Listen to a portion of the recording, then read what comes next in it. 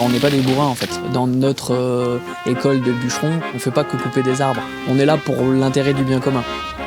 Je suis heureux d'aller au travail le matin, enfin, ça vaut tous les salaires du monde. Après un reportage comme ça, je pense qu'il y a tout le monde qui va vouloir faire bûcheron. Alors, on a quoi ici? Pseudotsuga mesiensi. On a le Douglas, vraiment une écorce qui est épaisse. Ça vous fait comme des gouttes d'eau qui perlent et qui descendent. Ok.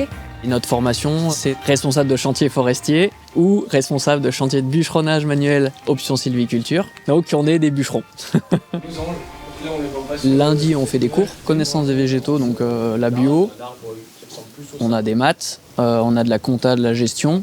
Si vous le regardez rapidement, vous pourrez confondre avec une autre essence qui est Picea abies. Et ensuite, mardi, mercredi, jeudi, on est en technique forestière et sur le terrain. Donc aujourd'hui, on a une coupe pour le propriétaire, c'est sa forêt. Et lui, il a besoin de bois de chauffage.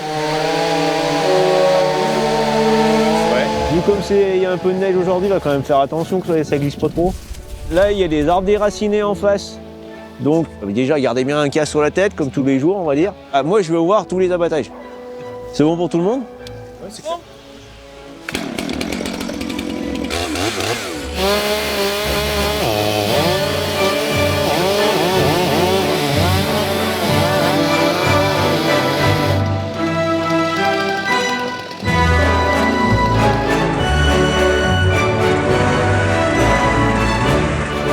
Là, c'est l'entaille directionnelle.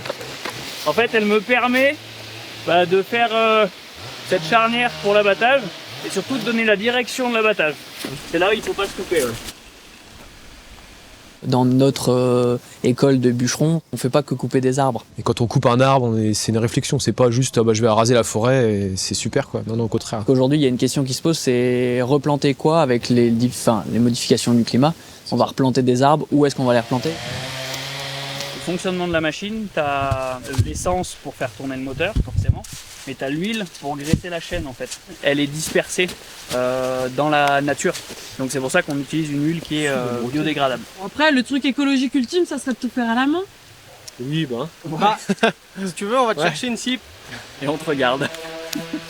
La forêt, c'est l'avenir. Mais il faut que le mode de gestion évolue quoi. La surface forestière française, elle a cessé d'augmenter depuis un siècle ou 2 siècles. Il faut qu'on sache utiliser nos forêts. Par contre, il faut arrêter de changer de salon de jardin tous les 2 mois. Voilà, à un moment, il faut réfléchir un peu usage et durée de vie des objets quoi.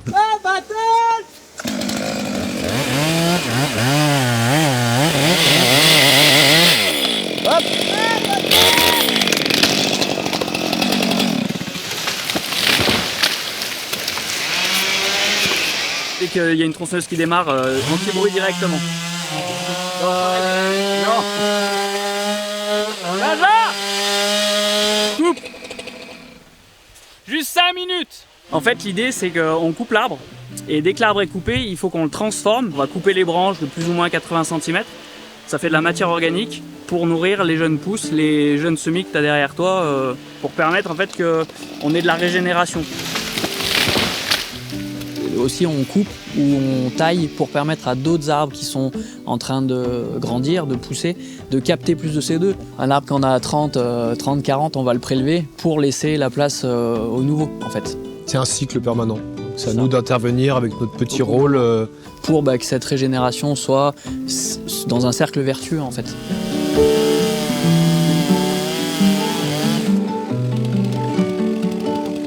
Moi, je sors d'un poste de directeur de la remontée mécanique, précisément. Moi, j'étais auparavant commercial. Je vendais des voitures et des motos quand j'étais responsable. Ça m'a donné envie de tout arrêter, de quitter le commerce et de plus entendre parler de chiffres, de pression, de salaires variables, etc. Moi, j'aime bien être dehors. Je pourrais pas travailler dedans, c'est pas possible pour moi. C'est pas envisageable. Je peux même faire moins 15, on sera dehors. C'est mon père qui va regarder, il va dire putain, qu'est-ce qu'il a fait ce con. Ici, on a une vingtaine de personnes qui sont diplômées chaque année. Des profils très très différents, très variés. Ça va de 15 à une cinquantaine d'années, un peu moins. Les femmes, malheureusement, on n'en a que trop peu. Si je suis là, c'est que j'espère que les femmes vont trouver leur place en forêt. Ouais, après, t'as également beaucoup d'élagueuses, grimpeurs et lagueuses qui sont des femmes. Oui, hein. c'est Et vrai. c'est pas moins physique que bûcheron, c'est différent. Mais le métier physique, il passe aussi par le fait d'accéder aux endroits où on doit travailler. Rien que ça, c'est une randonnée pour des gens qui sont pas bûcherons. Qu'il pleuve, qu'il vente, qu'il neige.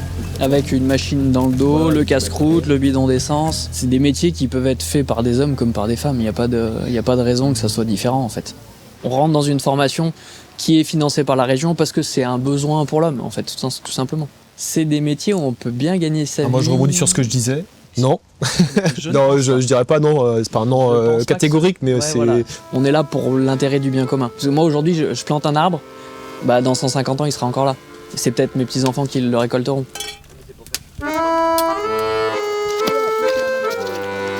Ça va?